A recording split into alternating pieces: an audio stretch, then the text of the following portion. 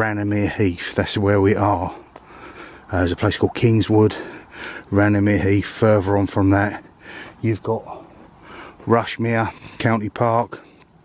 I've vlogged there many times, but to actually come through here at night, witness this, the creaking noises every single footstep you make on a branch, the rustling in the trees, the growling noises that we encountered, I haven't got a clue what that is. Paul will vouch for it.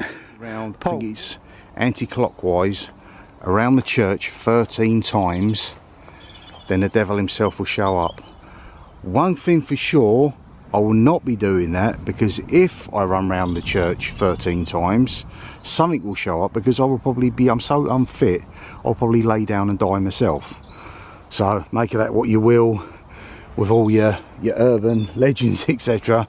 Maybe that's it, you're so exhausted you just keel over and die. Just add in this area, because it's got them beautiful old, apart from the lift of course, Edwardian vibes.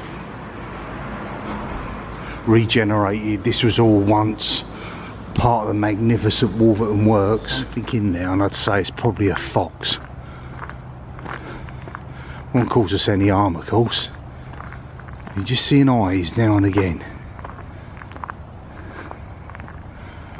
Because it doesn't help that it's now frosty and you're getting, oh, it's a cat.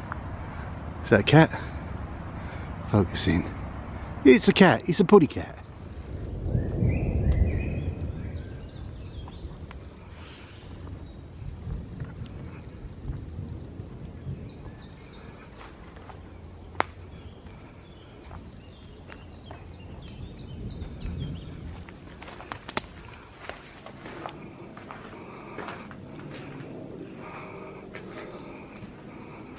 Here I can't really pick out anyone synonymous name-wise. With its weird noises, people have said they've seen red eyes and lights over the top. Make of that what you will.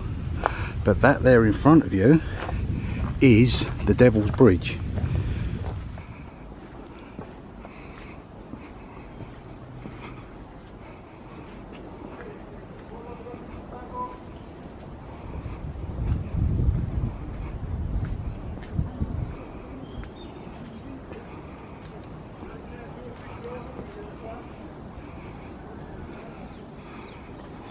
If you are of a nervous disposition, I can quite imagine that this would be pretty terrifying.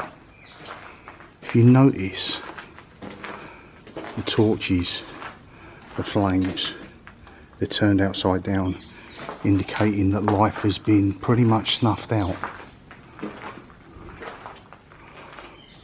Passed over 1873, I believe it was, around the time this Nobby line was being finished off before it could actually take trains. Her name was Jane Nichols. At the time she was an 18-year-old young lady. No one knows the reason why, but one night, I think it was April, she stripped off totally naked by the side of the canal. Specifically, there is an iron bridge that we're coming up to. She stripped off there and threw herself into the cold depths of the canal, and her body was recovered the following day. And it's said, it's not local folklore, people have turned around and said they have seen her ghostly figure adorning the bridge, on top of it, beneath it. I don't know, make of it what you will. I'm not here to judge, to turn around and say whether these accounts are true or not. I'm just sort of telling the story to you guys so you can make your own mind up. There is, and this porter was riding the steps on, it was engine number 1047. It was going very, very slow, not even 10 mile an hour, perhaps 5 mile an hour. And as it banked around the corner, the train collided with carriages of another train, and the poor porter was disemboweled, basically his intestines, his stomach and everything, he was squashed between the two of them, and everything, all his insides ended up across the track. Just had to wait for the train to go past then. And it's his ghost that frequents this station. Not that many people see it now because it's changed so much, and the actual Wolverton Works themselves, the area you just see us walk along the towpath, all this area, even break it down to. In that period of time, there was a heck of a lot of your witch trials, etc. People accused of shape-shifting, and it could just be the simplest thing, people just making their own medicines from herbs they find on the side, the hedgeways, etc. There was not so much roads back in that time, but yeah, they would come across, they would make their own herbs. People of religion would doubt them or turn around and call them heretics, and they would be dunked in the pond, the local pond or the river, etc. And if they drowned, they were innocent. If they survived, they were found guilty of being a witch and then burnt at the stake. The problem around that time period, she had two fellas in hand, two guys fighting for her affections, and literally they fought each other. One of them died. I'm not sure where his ghost is supposed to frequent, and I don't know what happened to the other guy. Perhaps he was hung. That would have been the crime for that time. And she herself committed suicide at a later date, and it is her ghost that is supposed to frequent this area. Doesn't have to specifically be during the night. People have said to have seen apparitions, because we are running parallel with what was called the Nobby line. Our next location after this would be Bradwell train station, which has been defunct since, I think it's the late 50s, early 60s. It was an old train line that originally went from, I think, hooked up from Bletchley round Wolverton and led off to Newport Pagnell, and they're the old single track steam locomotives. And that line runs parallel just to the left of where we are standing now, so we'll make our way after we've had a look around here at that old station. What is left is pretty much a platform, but it's cool all the same. That kind of really is, although it's a haunting site, it's quite a beautiful site. An old windmill meets the rail, and it's the spot where it's believed that the navvy slipped below the surface and was never seen again. And there's tales that he frequents this old tunnel that runs parallel underneath. Now this tunnel, of course, is what they call an old shepherd's tunnel, used predominantly for, well, even cattle. Even you'd take cattle through here, you would take sheep, etc. Last time we come through here, it must have been at least ankle deep with dirty, grimy water. It does get a bit puddly towards the end here, but yes, this is another one of those spooky locations. I dare say bats will frequent this spot as well at night. If I look down, you can see it's not overly pleasant, and this area here will lead off as we come around this railing area. Even this alone gives this off its own spooky vibes, but this leads off. If I pan the camera out down there, as far as it goes, the railings will run out, and then you come parallel to a wall, and that wall is adorned by a mural that have been laid out as a path. I mean, it's interesting reading. Obviously someone's done that recently just to make it as an art form. Now I think instead of walking on them, because there are some myths that go with that as well, I shall walk down the side of them instead. Some of these, they're so old that the names no longer are inscribed on them, they've just faded over.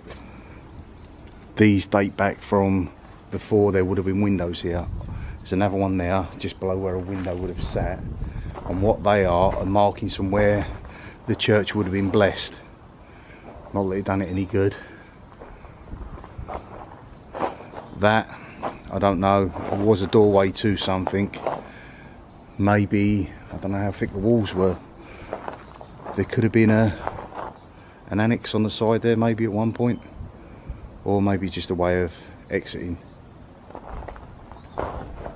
Beautiful looking place. He's got old wooden beams there.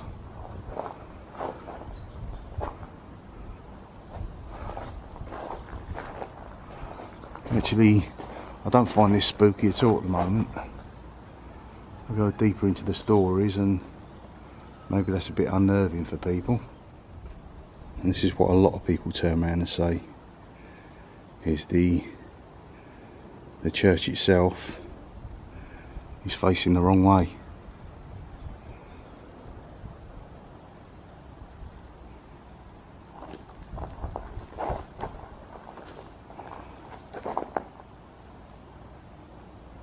Some have said before that compasses don't actually work in here, but clearly does. And that is supposedly facing east. I see him. There we go. Yeah. The eyes. Yeah. Looking right at us. It's big again. From distance to there, they're saying probably it's a couple of feet. It's going to follow us along at a distance. But yeah, I certainly see the eyes. Oh, yeah. Don't know if you can see this. Eyes looking at us in the woods. Possibly foxes. Oh, shit. You get the glare. The light bounces off the back of their retina. It's certainly something out there moving. It's big, whatever it is. It's a cave spider.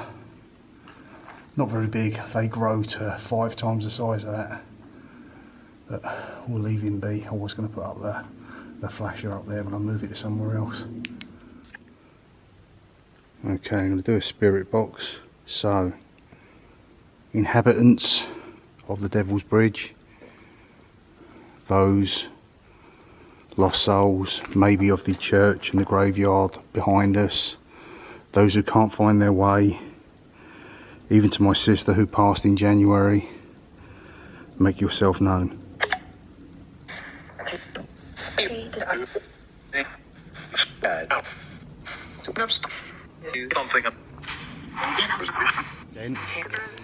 And go down there. Paul, welcome to hell.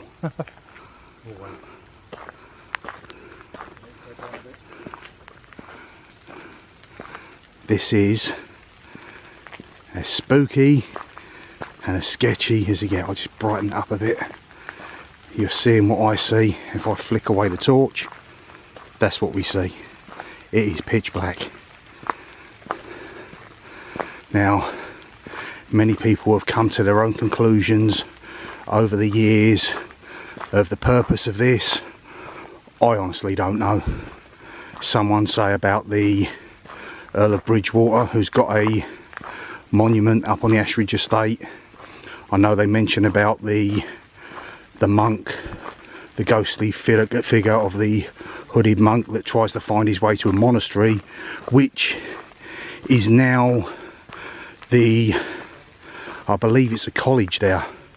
It was once a monastery, then it became a private house, and now it's just a student-based college. But I'll wait for Paul to catch up, because this is where it starts to get really sketchy. This is where it freaks you out. I've already got the hairs standing up on the back of my neck, folks. This is where it closes in. There's bats swarming around us. I can feel them. You can just hear a pigeon back there. But this here, these are where the walls start, and the creepers come out, and it gets narrower and narrower as we make our way down. And as it reaches a bend, a little fork further down here, the Devil's Bridge will come into sight. I hope you're enjoying it. The things we put ourselves through to bring you a video.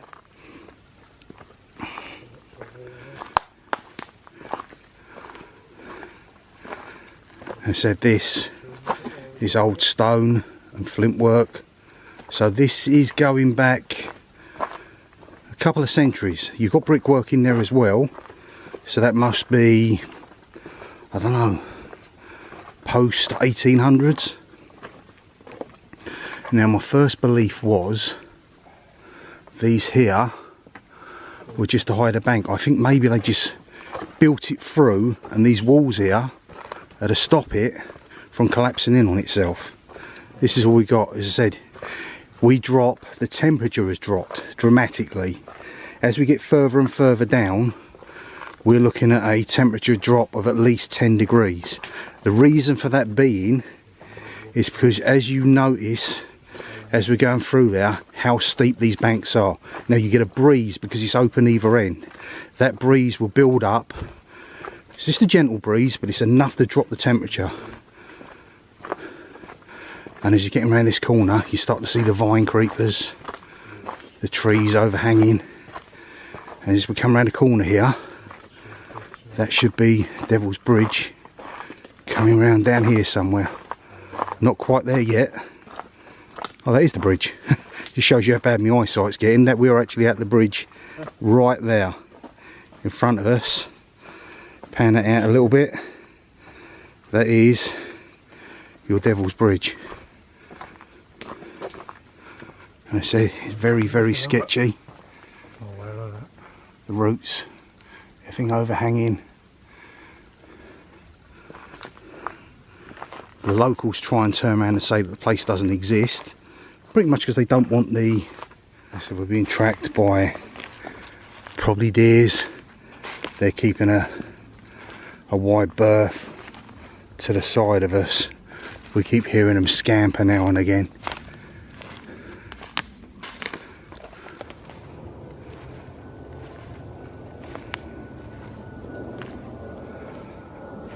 See what I mean about that music, guys?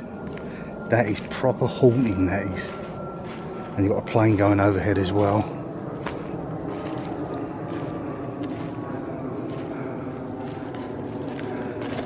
So what, things are a damn sight easier to find during the daylight than they are in the darkness.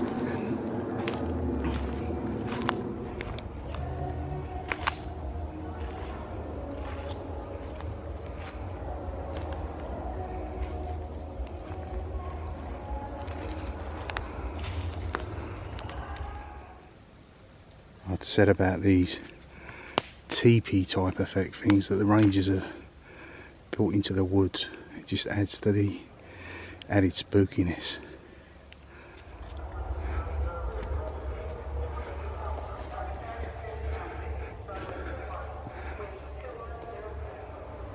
Okay, I found our ice house, which is just over there where the light is flashing, so we'll make our way through to it.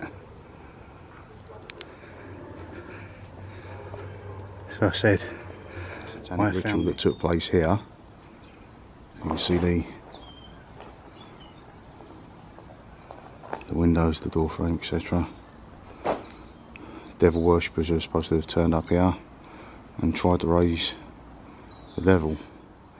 The already long deceased lady that was basically butchered around here. They obviously she wouldn't have felt it if she was gone a long time before that, but they dug her up and put her head on a spike and arranged her bones in the shape of a Maltese cross and put I think they slaughtered a chicken or a cockerel and put the blood and the feathers all over it as well. Really not pleasant stuff.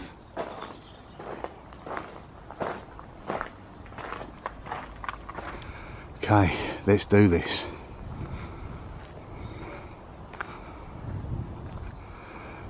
Placard stories put together, but this little alleyway that leads down the side of where the Cannon pub is, you have these two houses, well, they're kind of apartment flat type things. This first one here to my left is where my sister lived in the late 80s into the early 90s. It was sort of pretty much, you go through the door, there's a short flight of steps, no windows on this side apart from these two little sort of opening airloft things. Then you'd have the bedroom to the right, kitchen, bathroom and the lounge. Now, during, I think it was the autumn months, similar to what we're in now, my sister noticed like it felt like a knock on the door, but it's like a rattling, to be honest with you. Do you know, like if you've got a letterbox that is loose and the wind catches it and it sort of flickers, very gentle rattling. So she just sort of, she'd put the rubbish out and she looked up in this general direction, and just as the corner turns there, she see like a dishevelled figure, monkly, like, not monkey but monk, you know, like priest, that sort of description, hunched over, and he had a pale grey disposition. And she just remembered that she looked at him, he turned round, looked at her, she see a really weird coloration in his eyes. It was like an off-white, almost yellowish colour. And so she followed him up to here to ask him what he was doing. She was probably maybe 20-30 paces behind him, and as she reached this point here, she turned left to the direction he was going, and she followed him down this way, and where the corner point meets over there, where the church is, he just vanished into thin air. Now, people will turn around and say it could possibly have been a ghost, but she believed it's a ghoul. Now, the difference between a ghoul and a ghost is that ghosts are obviously apparitions that people see. A ghoul is someone that, or should we say something, that consumes the dead, devours their body once it's been disposed of, and takes on their identity. Millbrook, supposedly sinister, supposedly haunted. One of the possible haunts is that of a guy called Dick Ferguson, who was a notorious, very bad admittedly, but a notorious highwayman who died in the 1800s around this area. Those who frequented the church, who may have come back in an afterlife, feel free to make yourself present now.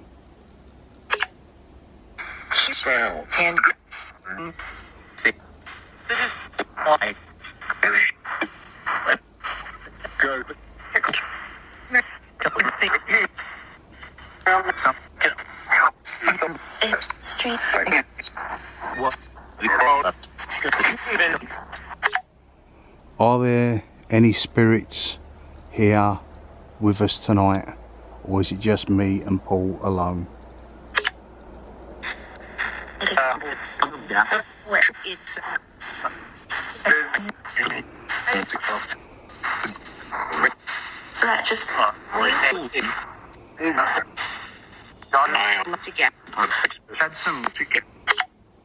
Has anyone passed on but has not found their way fully to the afterlife and is hanging around this area in limbo trying to find their way?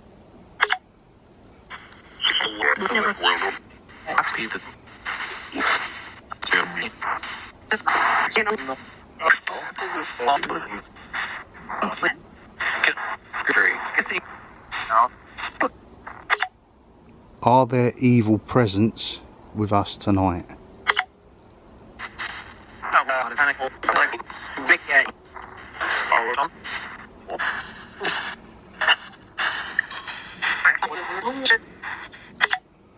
I believe I heard just then possibly the big guy. Who is the big guy?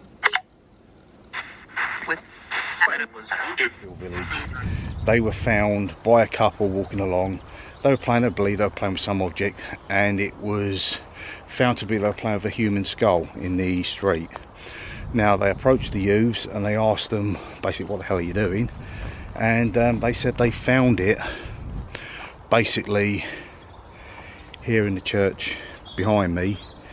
What I just turned around and mentioned about the bones laid in the shape of a Maltese cross, and that's where all your myths and your legends of your satanic rituals, devil worshippers, etc., they've been going around for decades now. Whether it was a college prank Whether it was actually more sinister, I just honestly don't know. You can only make your own conclusion. I believe it's Elon Musk messing about again. There is satellites going about. They'll reach across the sky.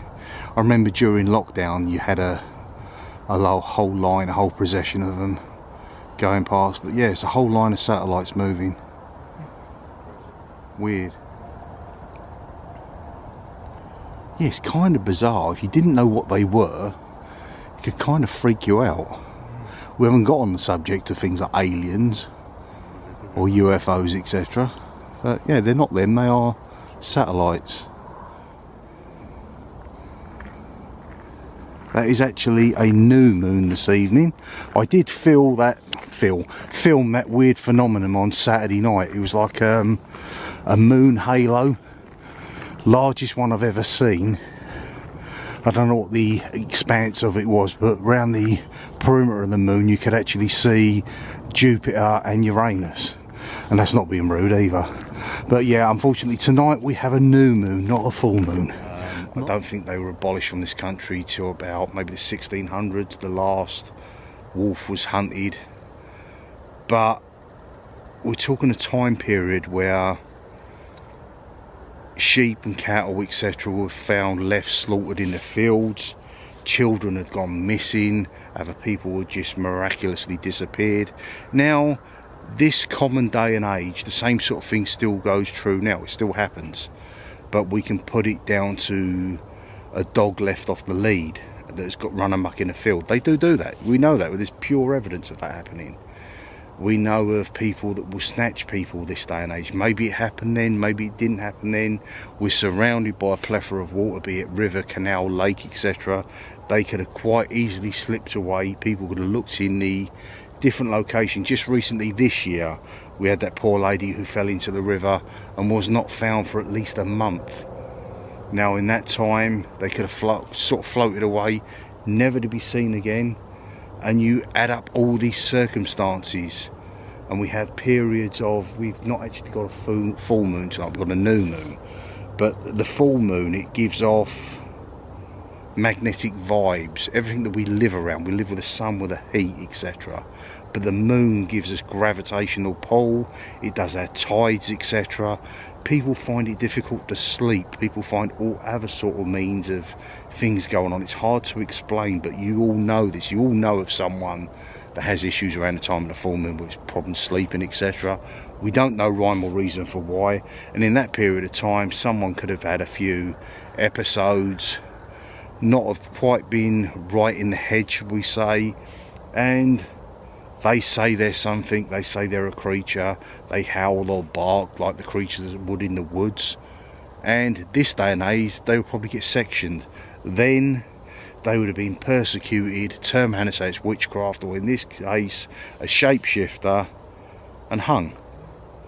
On the execution of one particular guy, he let out a huge howl, and term Hannah said that this place would never prosper us, and from that day on, it never did. But that's neither rhyme or reason. What you've got to turn around and say, with a werewolf story as such that is being drawn out to you, you're not looking at a mythical creature that's hairy with teeth and snarling, the sort of thing of horror movies, the things that I've had phobias about since I've growing up. You're thinking of all the circumstances, putting them together and making up that conclusion. So I'm not turning around and saying there was an actual werewolf, but in terms of what the people believed, why not? If that's their period of time, they're different. They're not the same as we are now.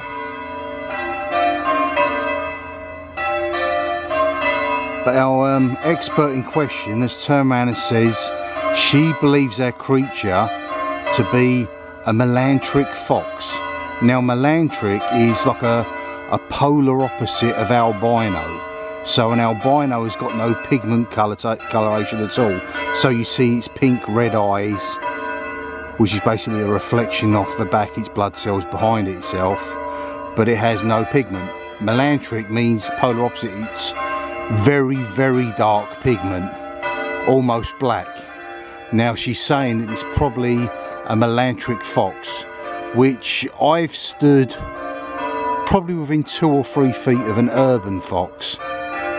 Now they'll go rummaging through the bins, not so much afraid of man, and a vixen, an alpha vixen, would probably stand somewhere in the region of about 3.5 feet tall, and maybe with the tail, nose to the end of the tippy tail, could be as much as 4.5, 5 feet long. So maybe that is our creature in question that we're talking about when we're talking about these mythical beasts or creatures that roam the countryside.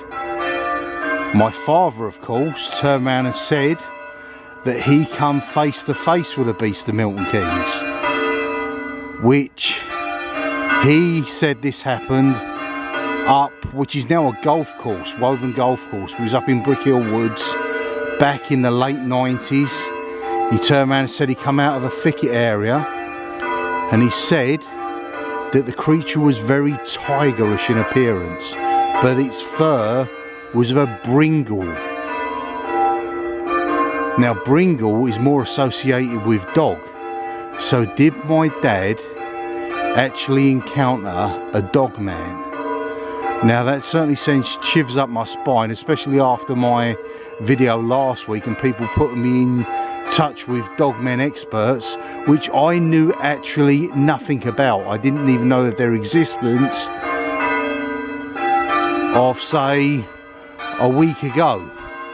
Again, mythical tales of man, dog-like creatures, but then you look over there and there is something walking over there.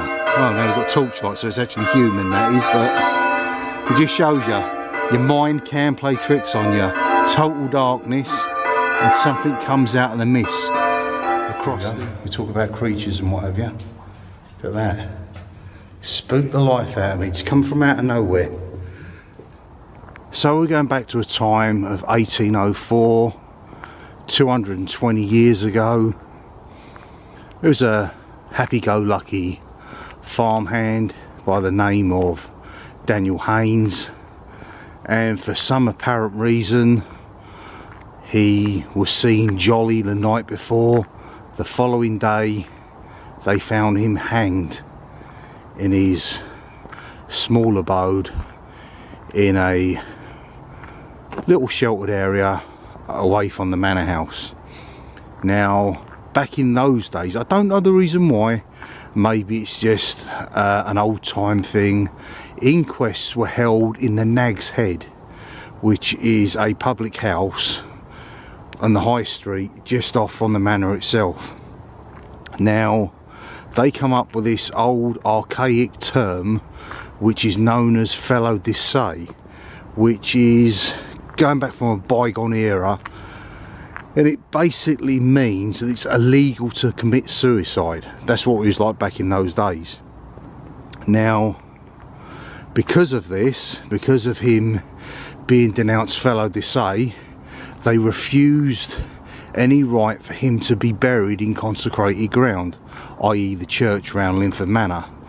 So they said, pretty much ordered, that he was buried in the high street.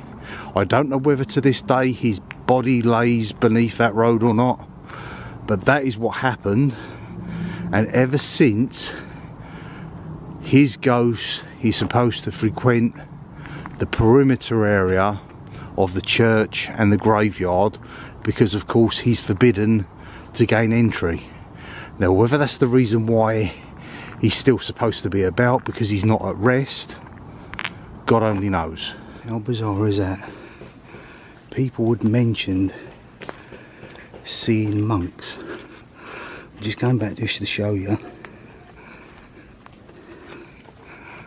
perhaps they were not seeing a dead monk, but these guys there, they are actual monks.